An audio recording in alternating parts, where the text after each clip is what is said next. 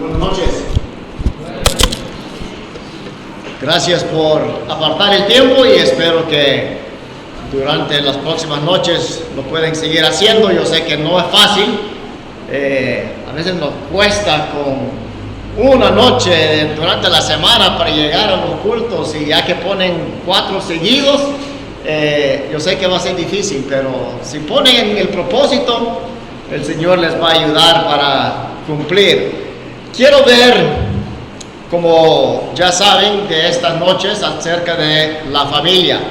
Cuando Israel me llamó y me dijo, mire, estamos pensando en este tema, y yo dije, bueno, a la verdad nunca he agarrado ese tema. Y digo, bueno, siempre hay una primera vez.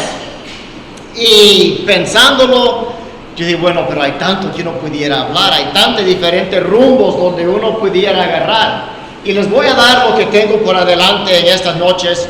Y estoy pensando en la familia, esperando que ya es una familia más que todo cristiana, aunque vamos a ver que para Dios el patrón que Él tiene es parejo. Dios no tiene una idea para los incrédulos y otro para los creyentes.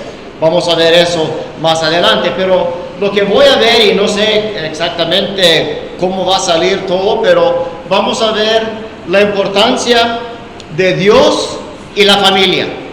Vamos a ver padres y la familia. Y obviamente cuando llegamos a padres vamos a ver el rol de el esposo, el rol de la esposa, el rol o el papel de los dos juntos. Y quizás más tiempo en los dos juntos, porque quiero enfatizar la importancia que los dos trabajan juntos como pareja.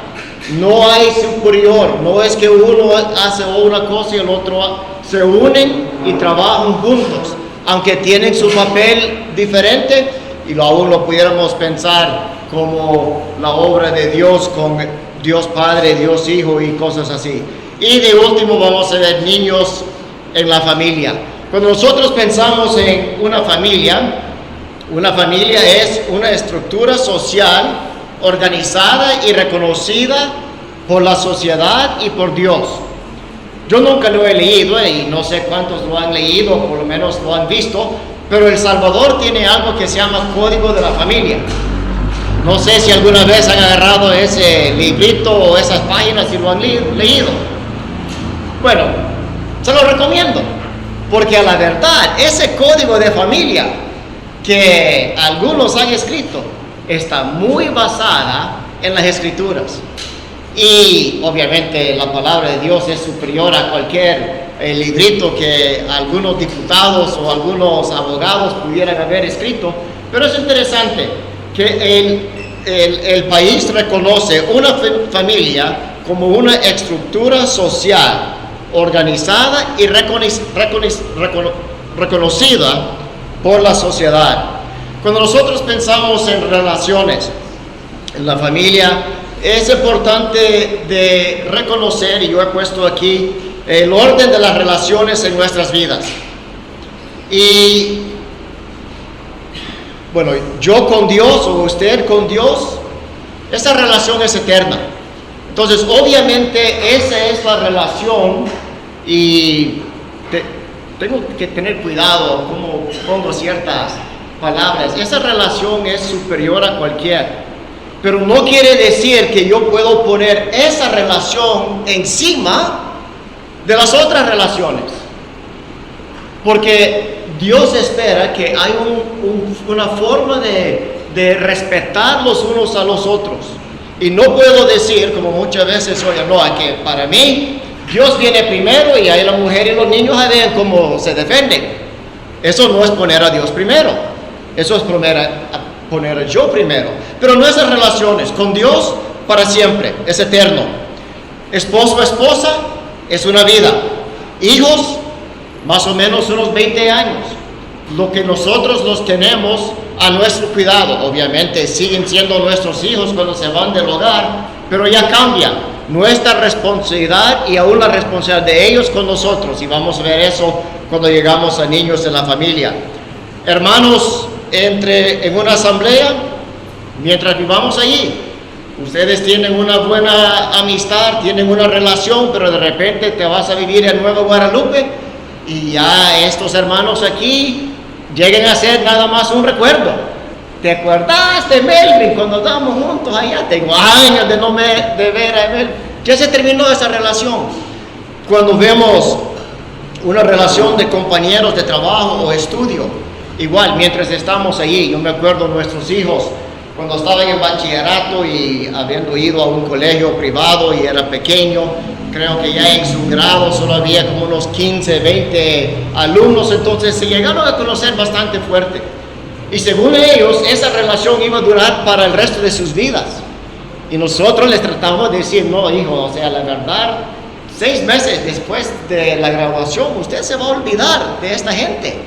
Y algunos se han mantenido un contacto, pero si yo le preguntaría a Alan, que es el que ya tiene más tiempo desde que salió del bachillerato, ¿y a dónde están esos 25 chavalos? Bueno, yo creo que uno está en Francia, pero los demás no sé. O sea, esas relaciones son muy pasajeras, pero queremos entonces ver la importancia de estas relaciones. Cuando pensamos en esas relaciones, las relaciones entre yo y Dios, relaciones entre esposa y esposa, relaciones entre hijos, cuando pensamos en esas relaciones, ¿quisieras que tus hijos tengan la misma actitud que usted tiene hacia otros en esas relaciones? Es una pregunta. ¿Quisieras que tengan los mismos valores, creencias, convicciones, grado de compromiso que usted tiene? ¿Estás dispuesto de hacer cambios en su vida para el bien de sus hijos en cualquiera de estas áreas? En el sentido de cuando nosotros vemos las relaciones, y no solamente en la familia, pero cómo ha sido mi comportamiento en estas relaciones. ¿Quiero algo mejor para mi familia? Y si es así, entonces uno a veces tiene que estar dispuesto de hacer diferentes cambios. Pero quiero entonces iniciar y vamos a leer en Génesis capítulo 5.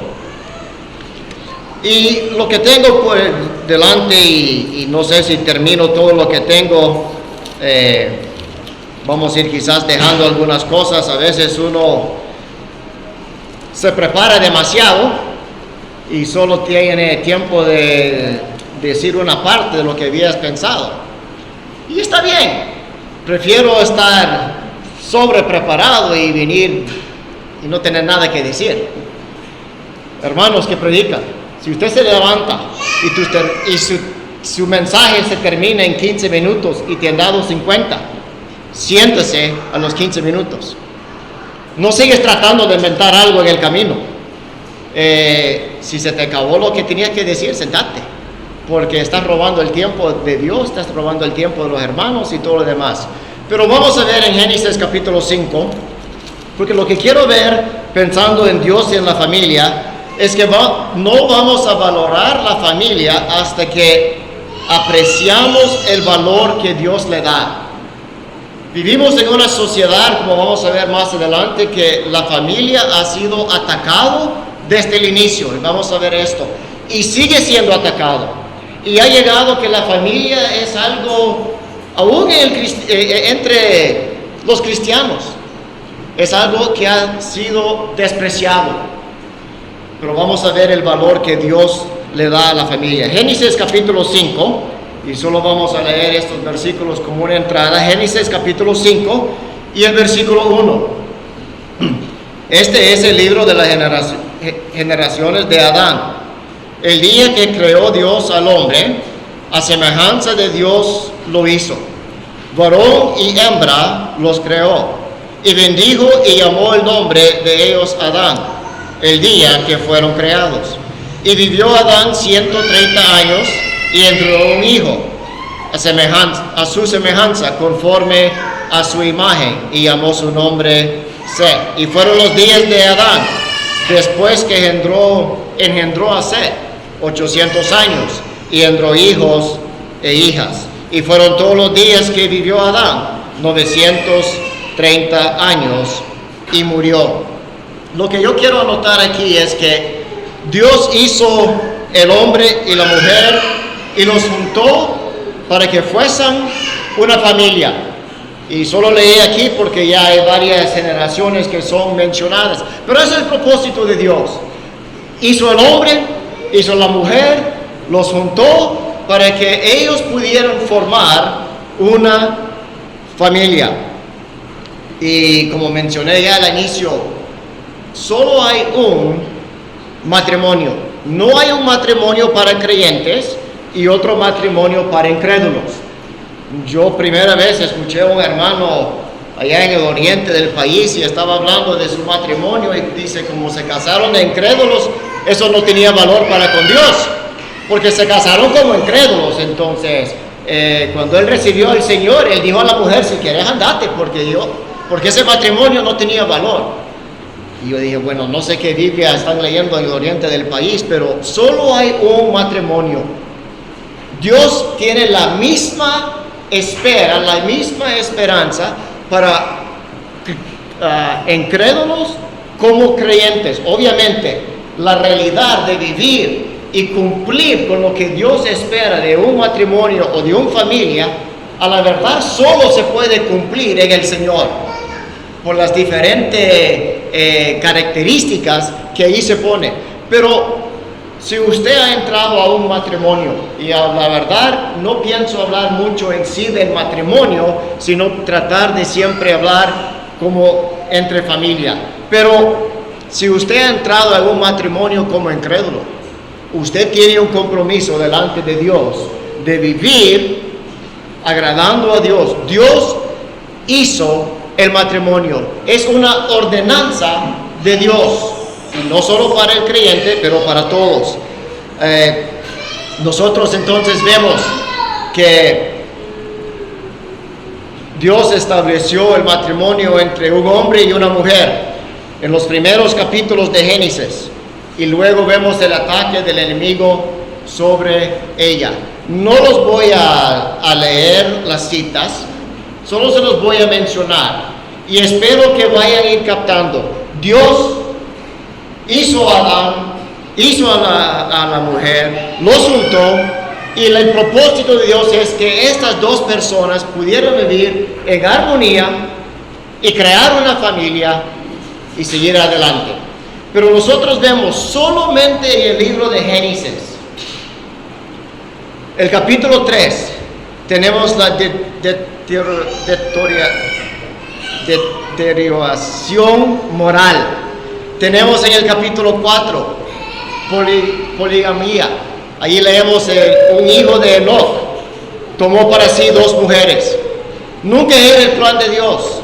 Y aunque nosotros vemos en todo el Antiguo Testamento ese relajo, nunca ha sido el plan de Dios. Dios los juntó para que fueran una pareja. Llegamos al capítulo 9 y tenemos el caso de Noé y cuando sembró la viña y lo que sucedió, y tenemos palabras sexuales y pensamientos vergonzosas. Llegamos al capítulo 16, tenemos adulterio.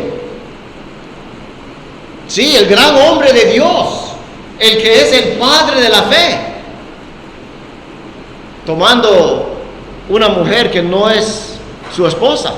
Y lo más triste de eso, y quizás lo volvemos a tocar más adelante, fue la recomendación de su misma esposa. Si Dios ha prometido que usted va a ser el padre de muchos y yo ya estoy vieja, ahí está mi sierva. ¿Y cómo le fue? Bueno, ustedes saben, fue un caos y sigue siendo el problema más grande que el mundo tiene. Es el resultado de ese adulterio. Llegamos al capítulo 19, tenemos homosexualidad y incesto, el caso de Lot, de sus hijas. Llegamos al capítulo 34, tenemos violación, la hija de Jacob, la hija de Lía, Diana. O sea, todo esto solamente en los primeros 50 capítulos de Génesis. Dios creó algo tan bonito, tan precioso, esperando que estas personas pudieran vivir en armonía. Y como vamos a ir más adelante al Nuevo Testamento y ver la imagen de un matrimonio, de una familia y cómo representa el amor de Cristo hacia su iglesia. Y desde un instante, en los primeros capítulos, esto ya está siendo atacado por el enemigo. Llegamos al capítulo 38 y otra vez incesto y prostitución. Tamar engañando a su suegro para salir embarazada. O sea, cosas que quizás ni hoy en día se escucha tal perversidades, pero ahí estaban al inicio. Capítulo 39, el caso de José y cómo en la casa de Potifar y las cosas que sucedieron. Entonces, lo que yo quiero enfatizar con esto es que Dios inicia estableciendo sus propósitos en la familia y de inmediato son atacados y siguen siendo atacados. El enemigo no ha descansado, quizás está usando otros métodos, pero la familia está siendo atacado y seguirá siendo atacado, y nosotros tenemos que estar dispuestos de reconocer los ataques del enemigo, de enfrentarlos, pero no solamente de tener esa determinación en el momento, pero hay que ver una preparación desde antes para poder saber cómo enfrentar a los ataques del enemigo en la familia. La vida familiar es importante para Dios. Leemos por favor en Éxodo capítulo 12.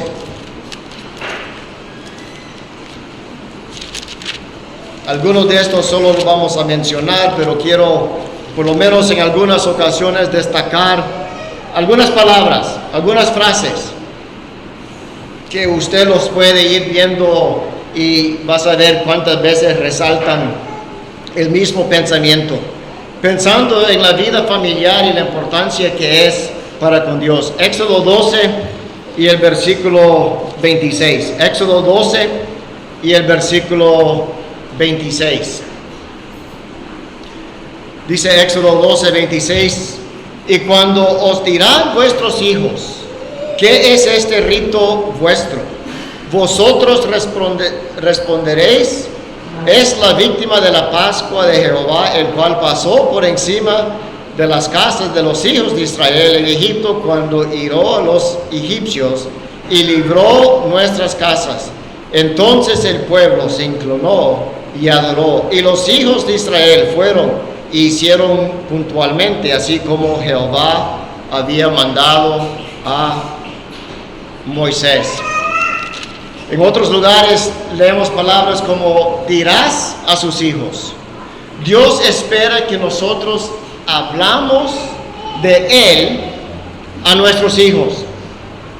Es que Dios está interesado más que cualquier otra persona pudiera estar en la familia. Y cuando Él viene y Él pensando en este gran evento que sucedió en Éxodo capítulo 12, y Él dice: ahora ustedes tienen que contar esto a tus hijos para que ellos puedan apreciar lo que yo he hecho, hablando de la liberación de Egipto.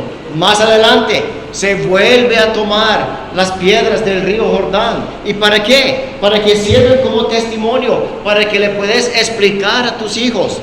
Vemos en Deuteronomio 11, el futuro de nuestros hijos es importante para Dios. Ahí volvemos a leer palabras similares. Lea estas cosas, cuéntales estas cosas en el camino. Quizás lo buscamos. Deuteronomio capítulo 11. Deuteronomio capítulo 11.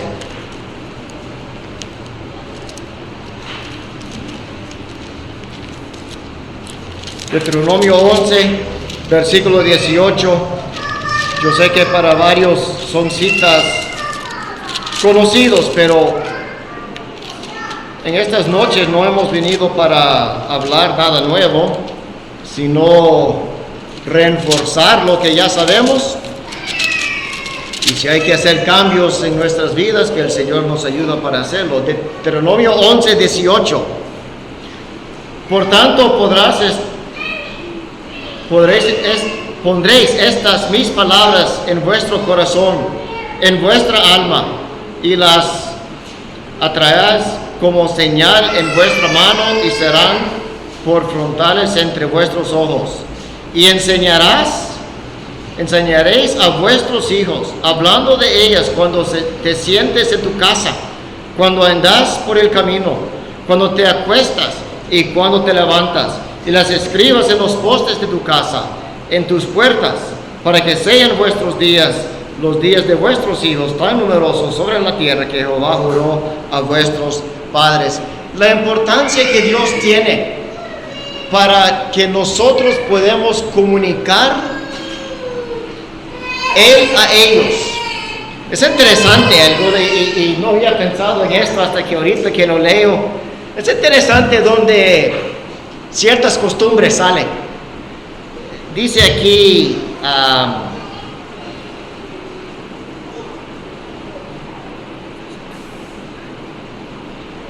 y las escribas en los postes de tu casa y en tus puertas. No sé de tu casa, y a mí me ha costado porque a mí no me gusta poner nada en las paredes. Si uno trabaja para afinar una pared, después lo pinta bien bonito, y después la primera cosa que quiere hacer la esposa es poner un montón de clavos y comenzar a colgar cosas en las paredes. Y yo digo, no hombre, no es tanto trabajo que hemos hecho para que esto sea bonito. Pero aquí vemos que la palabra de Dios debe de estar en las paredes de nuestras casas. No sé en la casa suya si tiene la palabra de Dios, algún cuadro. Antes era muy común, y es interesante que los predicadores de ayer, quizás un poco más allá de ayer, usaban versículos como esto, como una enseñanza que en nuestras casas, sobre las paredes, debe de haber la palabra de Dios. Pero lo que yo quiero seguir viendo es la importancia que Dios tiene para nuestros hijos. Vemos nuestra fe en Dios es el activo o el recurso más valioso que nosotros podemos dejar a nuestros hijos. Muchas veces nosotros como padres queremos el mejor, ¿verdad?, para nuestros hijos, y muchas veces nuestras mentes van a una buena preparación. No sé cuántos padres aquí han puesto a sus hijos en un colegio privado o quizás una universidad privada. Quieren que se preparen, quieren que esos hijos quizás tengan una mejor vida que la suya. Pero la cosa más valiosa que nosotros podemos dejar a nuestros hijos es nuestra fe. Hebreos capítulo 11 es conocido como ese capítulo de los héroes de la fe, ¿verdad? Y usted va a leer de todas las personas y las grandes cosas que ellos hicieron. Pero me llama la atención la primera cosa que se dice de Moisés. Y dice, y por la fe, Moisés. ¿Y sabe lo que dice? ¿Qué fue la grande cosa que hizo Moisés por la fe? La primera mención de Moisés en Hebreos 11 no es nada de lo que él hizo. Por la fe, sus padres, siendo temerosos de Dios, lo escondieron. Más adelante dice, y ahora por la fe Moisés rechazó ser llamado el hijo del faraón o de la hija de faraón, y comenzó ya su servicio al Señor. Pero lo que los padres pasaron a ese niño, su fe, y la cosa más valiosa que nosotros podemos dejar a nuestros hijos es nuestra fe. Y eso lo vamos a ver más adelante, cómo podemos cumplir esa. Cada acción familiar está bajo la observación de Dios. Nosotros leemos esta frase muy seguida: tú y toda tu casa, o su familia, o yo y mi casa. Como digo, no vamos a ir viendo todas las citas, espero que a mencionarlos usted conoce la historia, pero vuelvo a mencionar, lo que estamos tratando de apreciar es el valor y el aprecio que Dios tiene para la familia, para que nosotros podamos valorar lo que Dios valora. Muchas veces nosotros, no solamente hablando de la familia, pero en muchas cosas, llegamos a poner demasiado valor en cosas buenas, pero son cosas que Dios no valora. Si Dios ama muy pocas cosas, nosotros usamos la palabra amar. Bueno, ahí hay rótulos, ¿verdad? En el carro, yo amo El Salvador. Bueno, espero que amas tu país. Yo amo las pupusas, yo amo a mi perro. O sea, un montón de cosas. Y a veces nosotros ponemos un valor en las cosas que a la verdad no debiéramos de valorar. Entonces queremos ver el valor que Dios tiene para la familia. Cuando nosotros vemos en Génesis 7:1, no lo vamos a ir a leer, en tiempos de peligro, el caso de Noé, la arca ya está construida, ya viene la lluvia, ya viene un peligro, viene una destrucción. ¿Y qué dice Dios? Entre tú y tu casa. No solamente vaya Noé por ser un hombre piadoso y por haberme escuchado, entra tú, no, tú y tu casa. El valor que Dios tiene sobre la familia. Cuando hay cambios que hacer en nuestras vidas, pudiéramos ir a Génesis 35. Jacob, Israel, acaba de recibir las noticias que su hijo José vive y él es el segundo en mando en Egipto, y le mandó los carros y todo esto y dijo: papá, véngase. Y leemos que Jacob se levantó y agarró todo lo que tenía, pero se detuvo en el capítulo 35. Y nosotros leemos allí que Dios le dijo a Jacob y a su familia: no temes en descender a Egipto. O sea, no solamente Jacob, pero su familia. Este sí lo vamos a leer, porque algo que me llamó la atención. Éxodo capítulo 10. Éxodo capítulo 10. Cuando se trata de servicio y adoración, vemos el cuidado que Dios tiene de la familia. Éxodo capítulo 10. Esto es volviendo ya al inicio de cuando Aarón, Moisés llegaron a el faraón para decirle: mire, Dios ha dicho, deja a mi pueblo ir. Y el faraón dice: bueno, ¿y quiénes son los que van a ir entonces? Oiga lo que dice versículo 8 y 9 de Éxodo capítulo 10. Y Moisés y Aarón volvieron a ser llamados ante Faraón, el cual les dijo: andad, servir a Jehová vuestro Dios. ¿Quiénes son los que han de ir?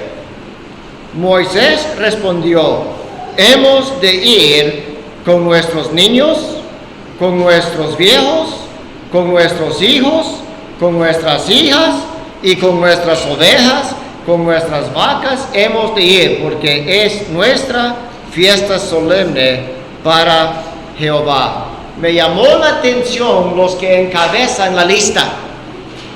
Es tiempo de ir a adorar, es tiempo de servir a Dios. Bueno, entonces, ¿quiénes van a ir al culto? Bueno, que vayan los varones, porque son los que tienen que estar en el culto, ¿verdad, Melvin? Son los varones. Tienen la responsabilidad de no faltar el culto. Son ellos que tienen que ir a servir al Señor. Interesante, ¿verdad? ¿Y quiénes son los que van a ir a servir al Señor? Iremos con nuestros hijos. O sea, primera cosa que sale de la boca de Aarón. Yo hubiera pensado quizás con los viejos. Bueno, hay que llevar a los ancianitos. Después, bueno, los hijos de último, como siempre, ¿verdad? Y si eso sí quieren ir, si no quieren ir, que se queden en casa. Les voy a poner un video para que no anden ahí haciendo muchas travesuras. Pero no, Dios tiene ese cuidado. Es el tiempo de ir a servir al Señor. Es el tiempo de ir y adorar. Y los que encabezan la lista de los que van a ir son los niños. Moisés dice: nuestros hijos, nuestras hijas. Dios tiene un cuidado especial para la familia. Llamados a tomar una decisión, nosotros podemos ver a Josué, versículo muy conocido, ¿verdad? Él está enfrente de personas que están dispuestos de servir a la idolatría, tienen sus dioses, y Josué dice, bueno, la verdad, yo no sé qué van a hacer ustedes. Si van a regresar a los dioses de tus padres, o si van a seguir el Dios vivo de Israel, yo no sé de ustedes. Pero una cosa ténganlo por seguro. ¿Qué dijo? Un hermano, ¿qué dijo? Yo y mi casa serviremos a Jehová. Yo y mi casa. Vuelvo a enfatizar la importancia que Dios tiene. No solamente José dice, bueno, yo sé lo que voy a hacer. No, involucrando a su casa, su familia, su hogar. Cuando hay maldad en el hogar, nosotros vemos allá en 1 Samuel, conocido, me imagino la historia todos, Elí y sus hijos, la perversidad que estaba sucediendo, Elí ya de viejo y perdiendo el control de la disciplina de sus hijos ya mayores, sí, pero aún él haciéndose el choco, el ciego. Bueno, la verdad estaba ciego, pero su mente todavía estaba bien. Él bien sabía lo que sus hijos hacían. Y Dios tiene su mirada sobre ese hogar y le cae el juicio. Dios tiene sus ojos puestos en nuestros hogares. A veces nosotros creemos que cuando nos reunimos este es el momento de estar en su presencia y el hogar es otra cosa, pero Dios tiene un gran valor para el hogar y Él tiene su mirada, y la maldad que sucede en nuestros hogares no va, o Dios lo ve, no lo podemos esconder. Muchas veces se oye, bueno, lo he vivido, no es que se oye, que uno pretende hacer algo reunidos en estas paredes, lo que no es en el hogar. Y pensando que, bueno, con tal que los hermanos me ven de esta manera y aquí todos bien santitos, pero Dios tiene sus ojos puestos en el hogar. Y cuando hay maldad en el hogar, Él lo sabe. Pero también cuando la salvación llega a un hogar, es interesante las veces que leemos cosas como el caso de Zaqueo, el caso de Cornelio, tú y tu casa. Hechos 16 con el carcelero, tú y tu casa. Nosotros vemos el cuidado que Dios tiene en el hogar. Ahora, esas citas que acabo de mencionar del carcelero de Cornelio, no quiere decir, como ustedes bien saben, que cuando la salvación llega a un hogar, que automáticamente ya todos en el hogar son creyentes o son salvos. Pero la bendición ha llegado y allí puede ya ser transmitido a los demás, y Dios tiene su mirada sobre esos hogares. Como padres somos educadores espirituales. Continuamente estamos comunicando valores religiosos, morales, lo que hacemos y decimos. Hay que vivir el evangelio delante de nuestros familiares. Hay que hablar naturalmente de Dios. Es algo quizás difícil. La imagen que yo tengo de Dios es la que voy a transmitir a mi familia. Yo no sé, no quiero que se me duermen. Si hay alguna pregunta, espero que los varones en comunión lo contestan sin temor. Pero si yo te hiciera la pregunta, y quizá puede tener que llamarle por nombre porque nadie va a hablar voluntariamente, ¿cuál es la imagen que usted tiene de Dios? Israel, ¿cuál es la imagen? Pero rapidito, no me vaya a agarrar los últimos 20 minutos que tengo. ¿Cuál es la imagen que usted tiene de Dios? De poder, ok, de poder. Albert, ¿cuál es la imagen que usted tiene de Dios? Dios está vivo y está aquí. Está vivo y está aquí. Ok, y ya tienen la idea, ¿verdad? Algunos ya están ahí temblando, ojalá que no me llamen por nombre. Pero ¿cuál es la imagen que yo tengo? Hay algunos que tienen la imagen de Dios como un anciano con pelo blanco, quizás que se siente en un mecedor en el cielo, tiene una barra que tira fuego y esperando que alguien hace algo malo y como si fuera de película le manda un rayo del cielo y uno le di hasta a veces transmitimos ese tipo de Dios a nuestros hijos. Vaya hijo, ya sabes, Dios te está viendo y Dios te va a castigar por eso. O sea, es cierto, pero eso es lo único que nosotros hemos apreciado de Dios y esa es la imagen que nosotros queremos transmitir a nuestros hijos. Hay que hablar naturalmente de Dios. Hablar de Dios en situaciones normales, en el parque, en las salidas, etc. Hablar de Dios. Mire qué bonito esa hoja. Como es Dios, ¿verdad? Es nuestro creador. O sea, aquí todas las hojas son verdes y después se ponen café y se caen. Uno va a otras partes del mundo y las hojas cambian color y es una belleza. Y los que aquí solo podemos ver las fotos que los mandan en Facebook de todos los árboles y mire, todo esto es nuestro Dios que hace estas cosas. Hablar de Dios, queremos nosotros comunicar Dios a ellos. No debiera de ser algo que solamente se trata los días de culto. Dios debiera de ser alguien de lo cual nosotros hablamos naturalmente en nuestros hogares. Hablar de Dios no solamente en situaciones normales, como dije, pero hablar de Dios en un tiempo estructural, también en nuestros hogares. Hablando de un tiempo de devoción cotidiana. Quizás es el lugar, en nuestro caso, donde yo más he fallado. Se lo digo, de tener ese tiempo, de que sea la escritura, que sea algo, mi primer Biblia, algo, con nuestras familias, con nuestros hijos.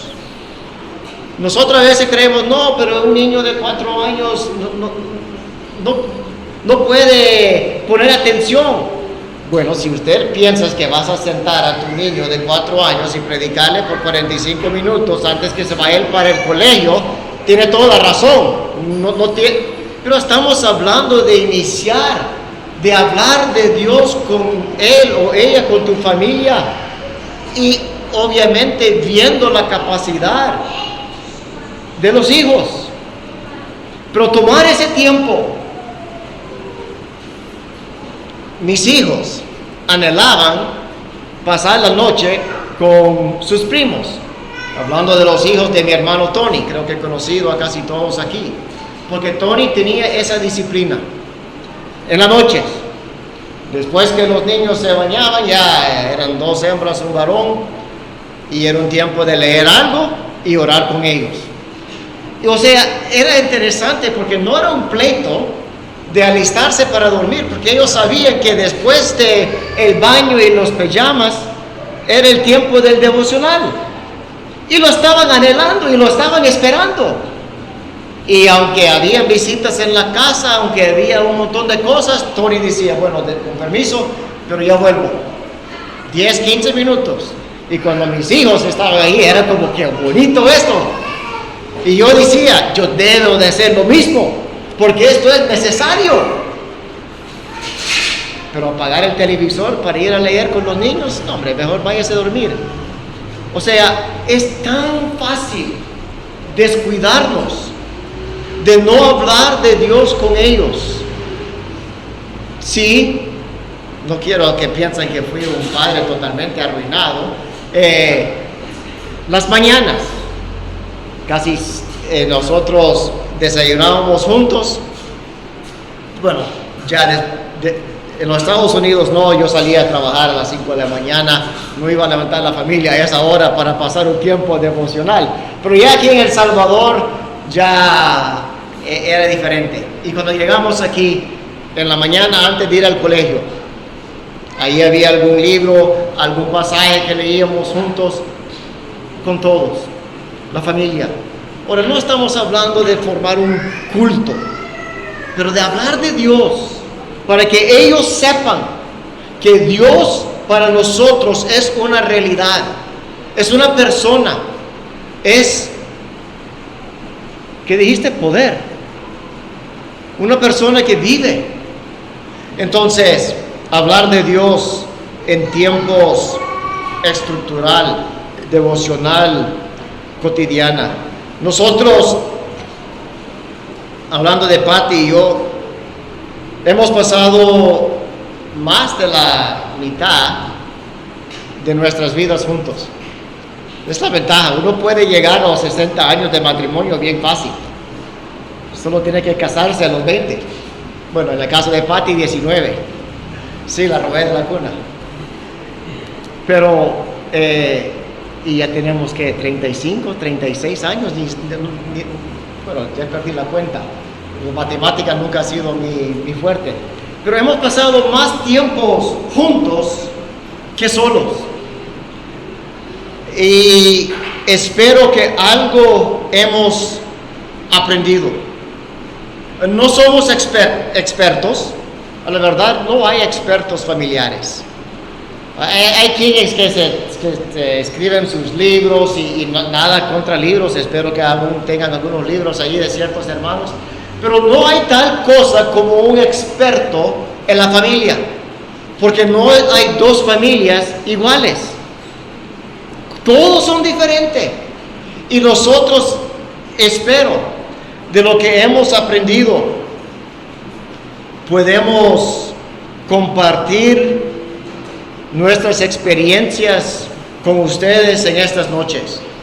El propósito de estas reuniones es para compartir, bueno, primeramente principios bíblicos, pero para animarlos, y noté algunas cosas, y voy a estar leyendo quizás bastante lo que tengo para no desviarme mucho. Ese es uno de los, no sé si es error o cosas que a los que predican nos sucede. A veces llegamos con un bosquejo bien preparado y salimos con una cosa y después eso lo llevas a otro y llegamos y ni tocamos lo que hemos preparado. Israel se está riendo, me imagino que ya le ha pasado.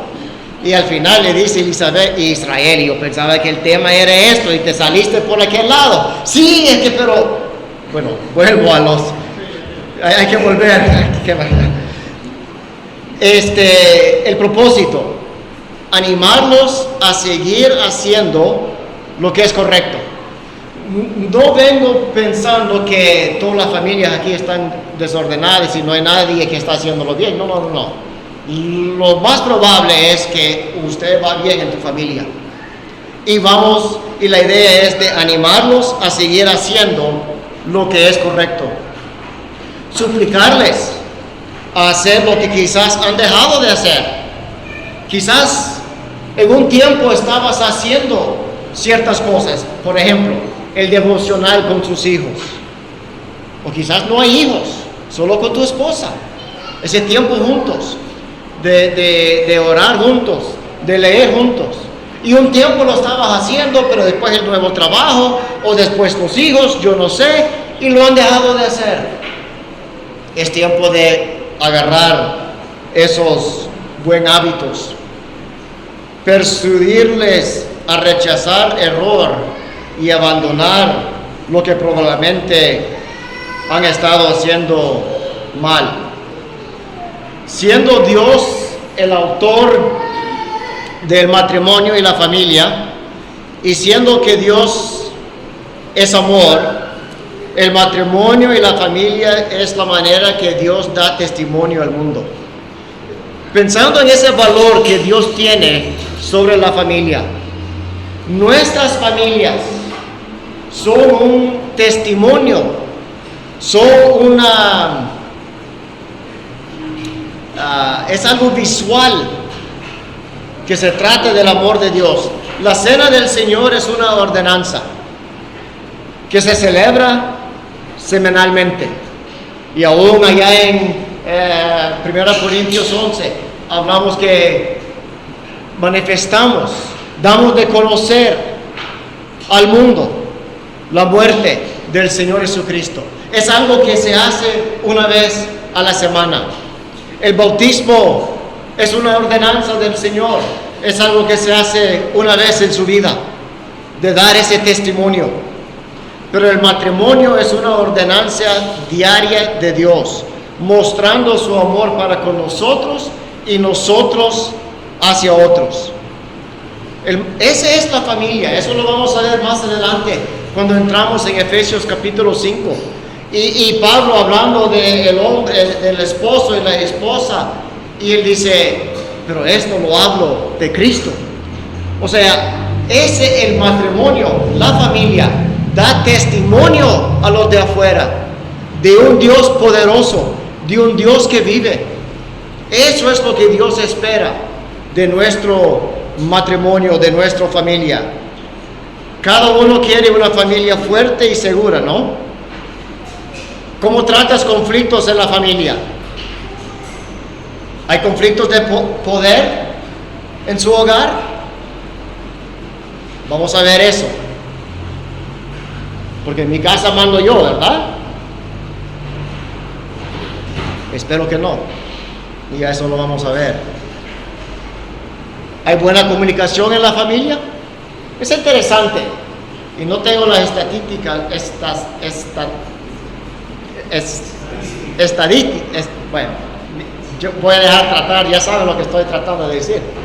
Pero la realidad es que más que todo como padres, el tiempo que nosotros pasamos con nuestros hijos a diaria, en una relación, en una conversación real, llega siendo menos de 1 minuto. Usted, no, eso no es, pero estamos hablando, quizás el caso tuyo son 5, pero hay otros que pasan todo el día y ni ven a los hijos. Se van de madrugada a trabajar y cuando regresan ya están dormidos. ¿Qué tal la comunicación en nuestro hogar? Espero darles algunas sugerencias y guías en estos días.